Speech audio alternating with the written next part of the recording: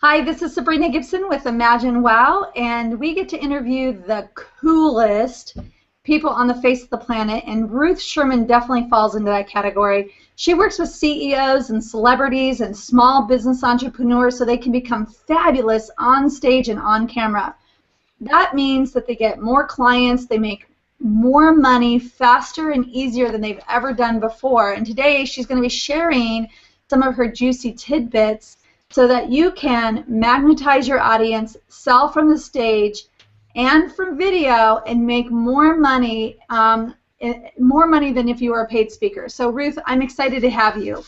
I'm thrilled to be here. I'm so glad that you invited me. Thank you, Sabrina. Yeah, you're always so fun. Takes one to know one. You're so cute. Well, tell me this. How did you earn the right to become an expert at being a speaker and also in video marketing? So one of the things that I had, first of all, this is like my third career, all right? So the bottom line is that I started a long time ago, and my training was as a performing artist. So I was a very successful performing artist in New York City for the first dozen years of my professional life. And one of the things that so I was auditioning for theater, and I got a couple of small parts, but I wanted to make money. So I decided, that's always been something that I've wanted to do. I wanted to make money, and in the theater, you are either a star or you are starving. So I decided that I had to transfer my performing arts efforts into jingle singing, which is commercial singing, studio singing, and that was where you could get money. You could make a lot of money through royalties and so forth. Now, long story very short, it was a great career. I sang a lot of great commercials, Coca-Cola, Budweiser, Ford, oh my gosh, so many clients.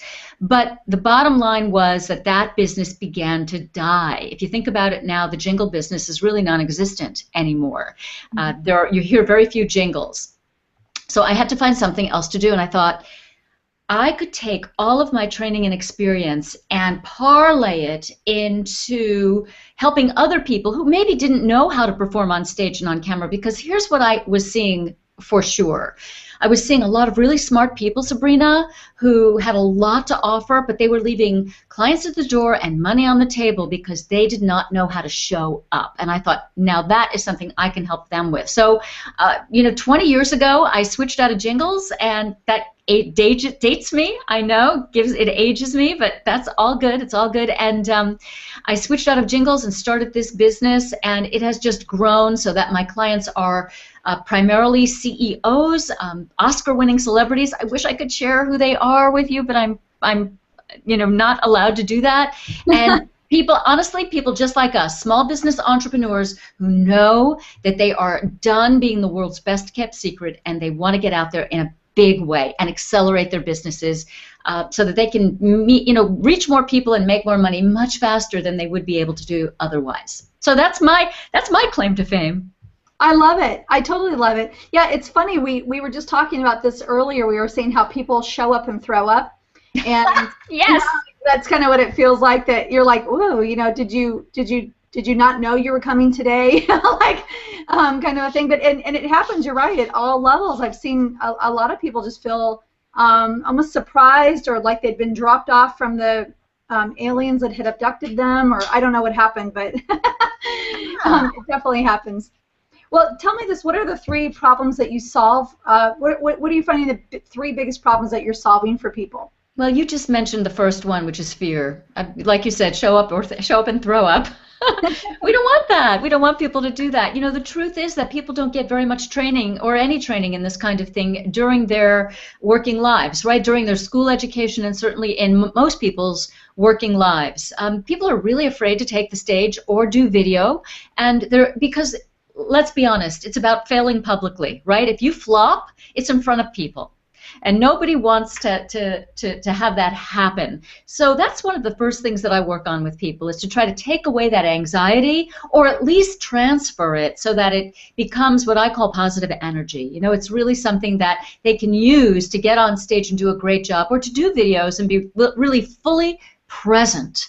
so that they can call on their deepest inner self and put it out there to the world so that people can connect with them. So fear is one problem that I solve.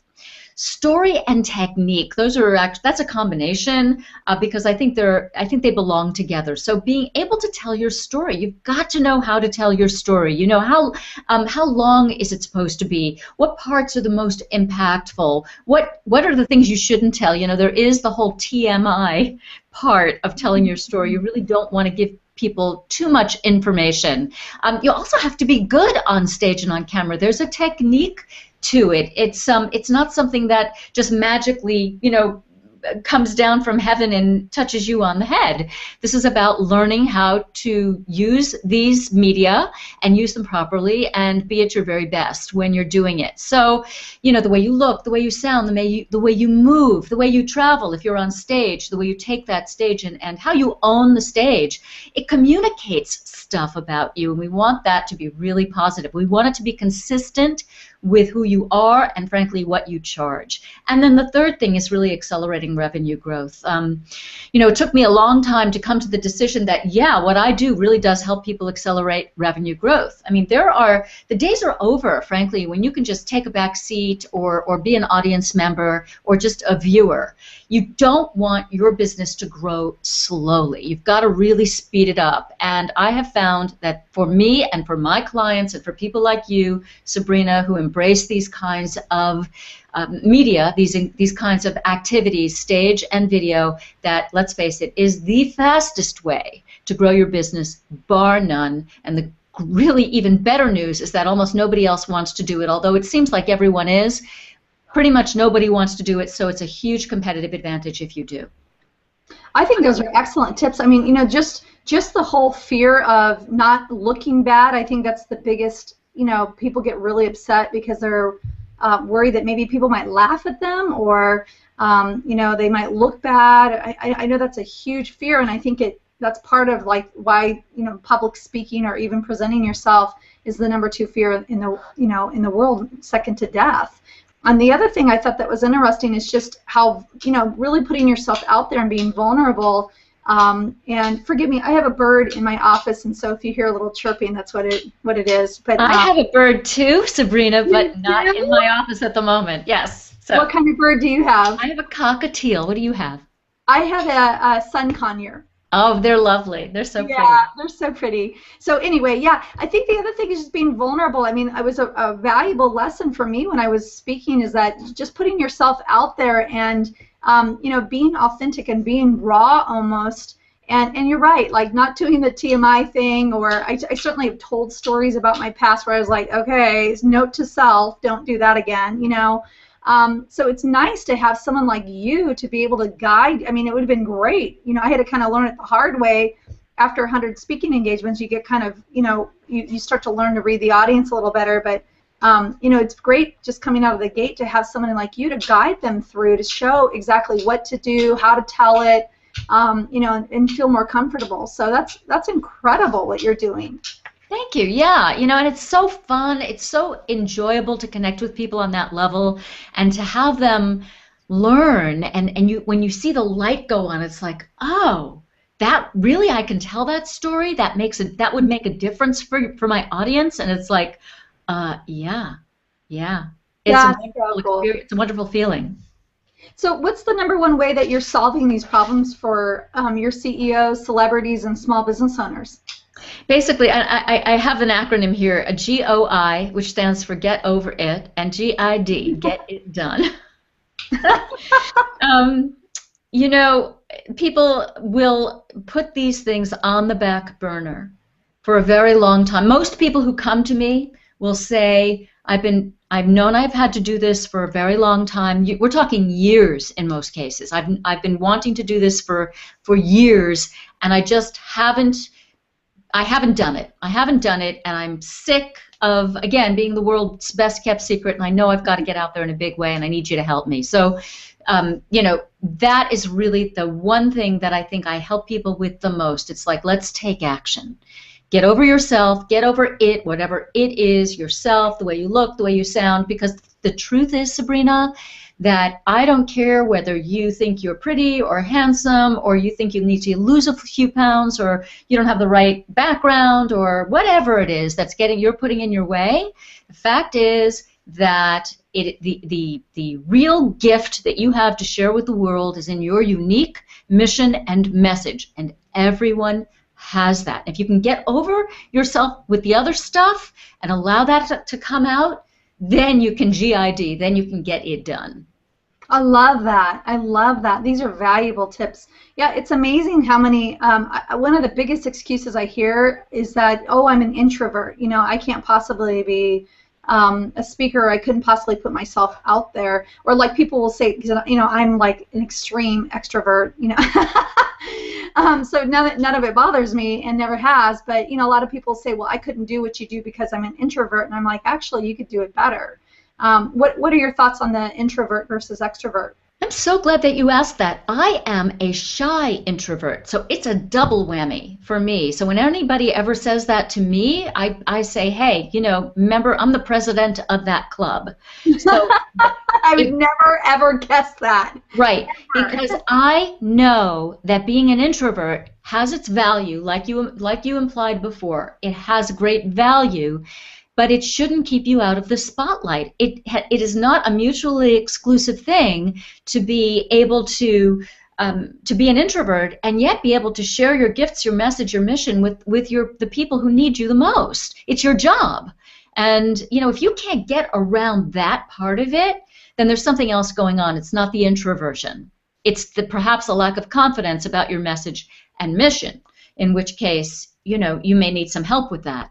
But the fact is that being an introvert or being shy, and as I said, with me, it's both, should not keep you from doing these things. And so I hear it all the time, and I get it. And I envy people who are extroverts. But hey, you know, we have our gifts too. So that's what I have to say about that. That's awesome. Well, what would you say the #1 tip that you could get? What's a simple tip you could get to people maybe who are out there saying, I am the best kept secret. I would love to have more clients and make more money than even a paid speaker would make. What would be your tip for them? Book a gig. Book a gig. And I don't say that in a flippant way. I know that it sounds counterintuitive. It's like you think, oh, you know, I'm not a good speaker yet, or I haven't spoken before, or I have spoken only a little. What do you mean book a gig? I'm going to suck. I'm going to be terrible at it. And it's like, no, no, no. Book a gig and then work on it. Book a gig and worry about how you're going to get there later. It's a reverse engineering process. So that is the best piece of advice that I can give somebody who is, you know, thinking of taking action and hasn't been taking action, because once you do that, you are basically announcing publicly to the world, because let's face it, if you book a gig, they're going to market it, you're going to have to market it, you have to, you're going to have to show up, and you're going to want to show up good. But once you announce it to the world, there's no going back. There's no going back. I mean, yeah, you could cancel, I suppose, but that wouldn't look very good, and so we want to avoid that. But book a gig, worry about it later. Book a gig, I would say 2 to 3 months out, so you do have time to get the help that you need, whether it's an online program or you call a coach, somebody like me, somebody like you, Sabrina, who can give you some tips about what it's going to take. You can work on your story, you know, figure it out, practice it. You know, practicing is huge. You know, we can talk about that a little bit more later, but the idea that if you haven't done it, you're afraid to get out there, the best tip I can give you is just book a gig, worry about it later. I think you nailed it. I mean, I actually fell into speaking. I didn't ever plan on being a speaker, and I'd written an ebook, and some lady had called me and said, love your ebook. Could you come to my group and give a talk? And I said yes before I could even catch my mouth.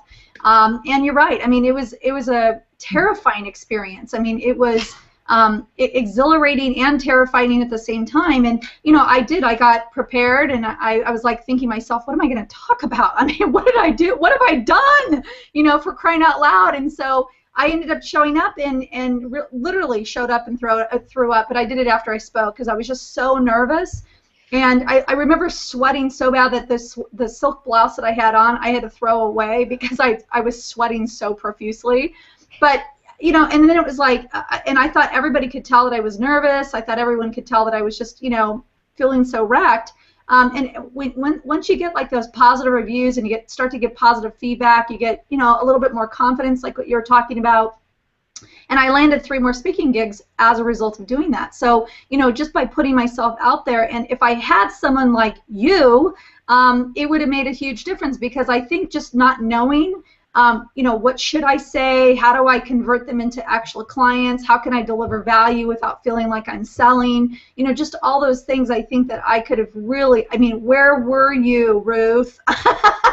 I needed you at that time. And I think even now, it's like I constantly bring on coaches to help me up my game, and it's like every time I talk with you, you're always giving such valuable insights that, just because you're a seasoned speaker doesn't mean that you can't take it to the next level. And a lot of times it's making more money, or learning how to sell from the stage, or learning how to really maximize the results that you're getting when you are speaking. Would you agree with that?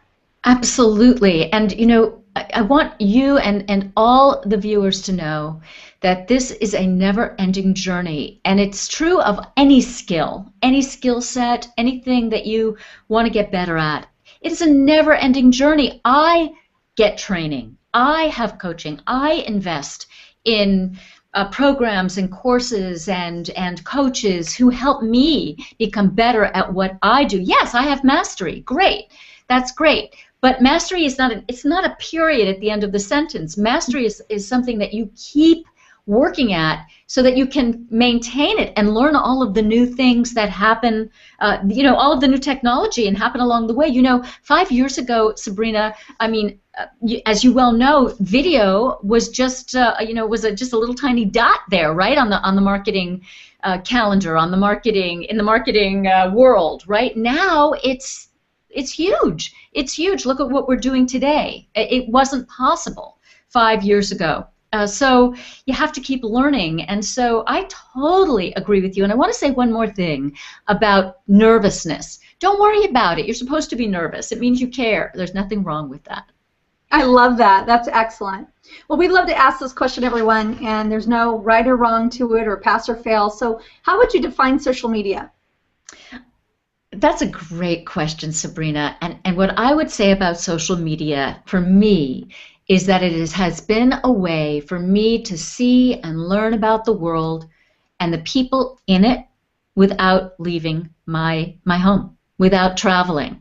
Now, I'm not comparing it to traveling. We all should travel. It's really important.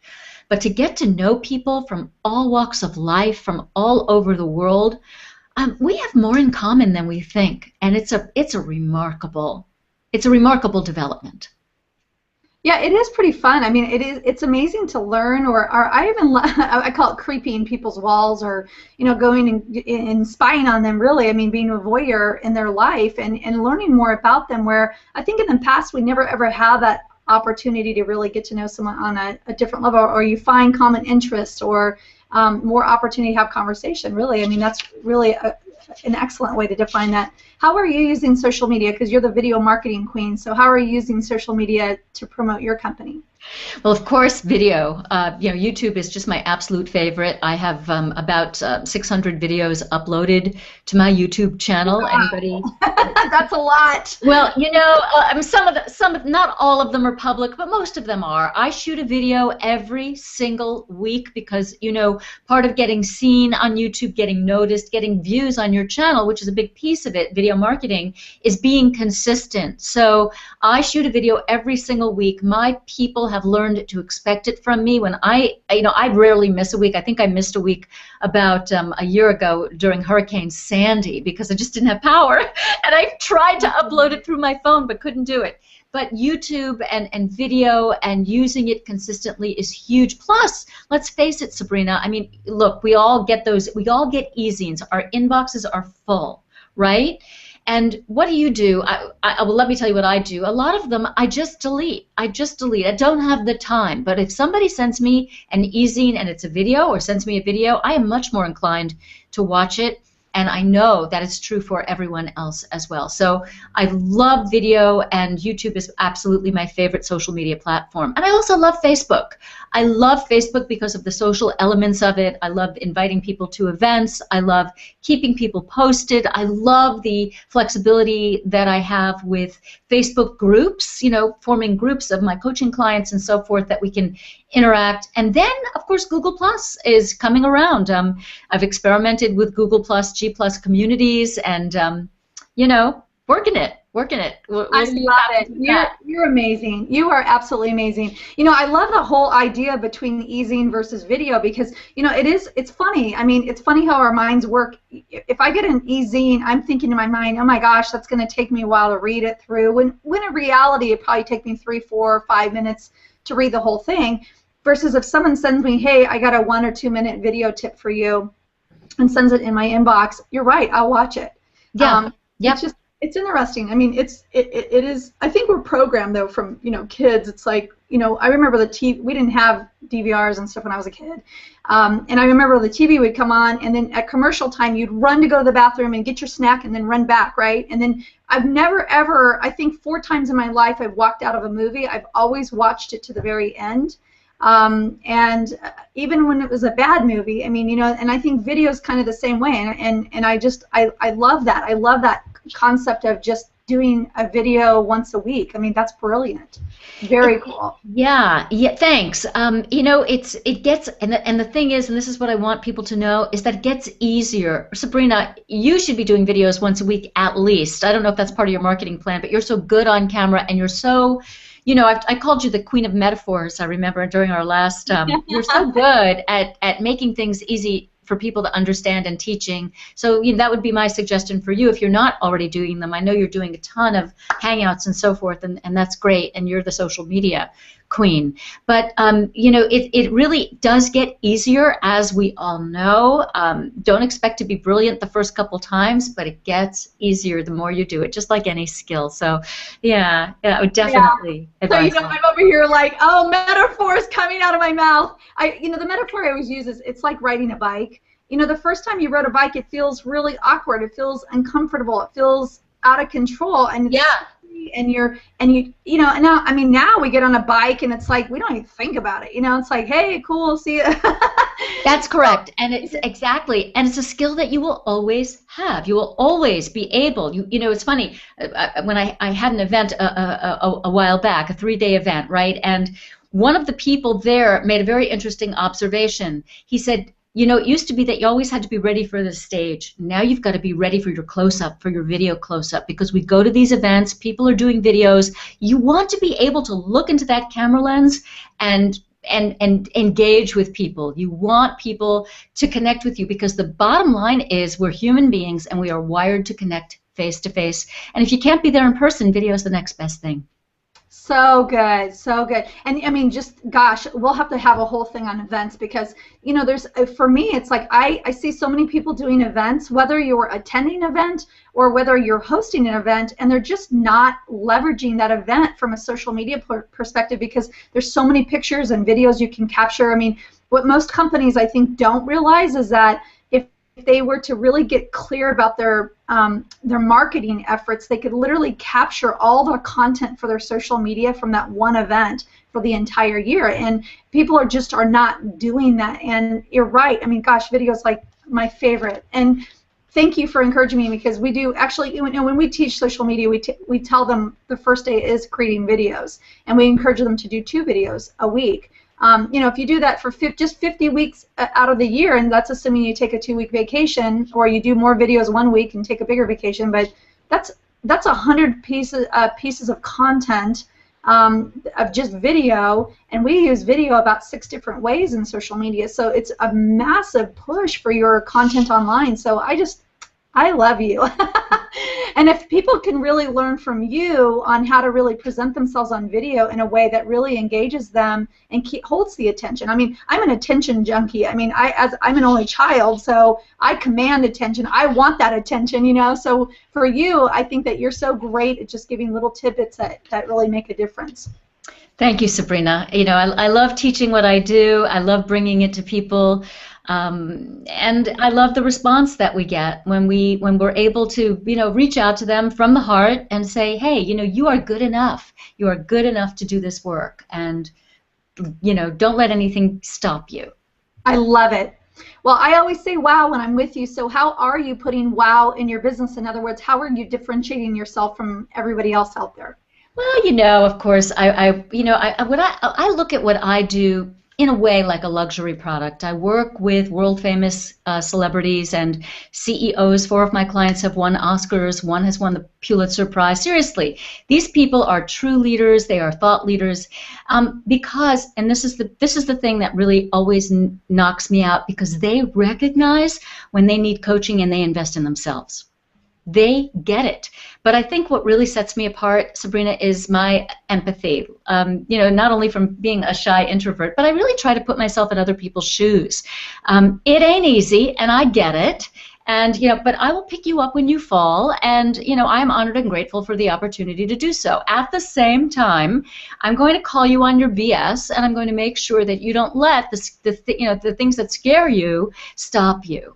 So I think that those are the things that where I put the wow in, and what I teach those Oscar winners and those CEOs comes from the same place that I teach small business entrepreneurs. So whether you're making 6 or 7 figures, or you've got a multi-million-dollar business, this is the same stuff that that the big guys get, so to speak. That's really cool. Yeah, I mean, just to be able to access that information, and who wouldn't want to look like a star? I mean, who wouldn't? Sometimes they just make it look so effortless that you wonder, like, how are they doing that? Just to be able to have your skill set to be able to guide people through and really let them leverage and tap into what, big time CEOs tap into, I think that's incredible.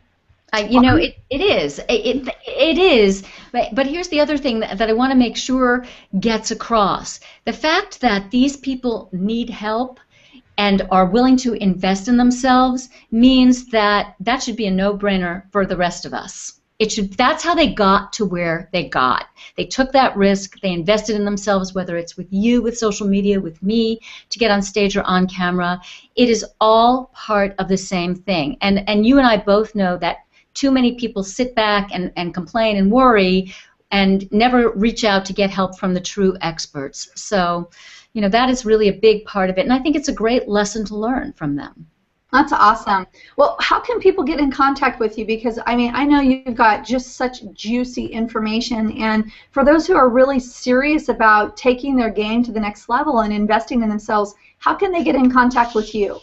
I would encourage them to go to my website, which is ruthsherman.com, and there's a gift that is waiting for them there, and there will also be a whole training setup that then is forwarded to them once they download the gift. So they're going to get videos, training videos, they're going to get training tip sheets, they're going to get, because bottom line, Sabrina, is that I don't want you to wait. I want you to book your gig and get started right now. Right? And now, of course, if anybody wants to learn more or is interested in anything else from me, I am delighted to talk. All they have to do is send me an email, ruth@ruthsherman.com. You're awesome. I just adore you. Well, I've learned so much from you, and every time it's like you just give me these little things that I'm like, oh, it's so good. Really juicy. So I really hope that you come back. I mean, I know that you and I could probably just do a whole segment on event marketing and just talk about those. So I adore you, and I hope everybody gets an opportunity to work with you, because you truly are a master at what you do. And thank you so much for being here. Sabrina, thank you for having me, and back at you, girl. You're awesome. Well, I want to thank everyone for tuning in. This is Sabrina Gibson. I'm with ImagineWow.com, and we get to bring awesome experts like Ruth Sherman in to really tap into her life's work and really leverage that for your own business. So I hope you come back and you tune into more experts like Ruth Sherman.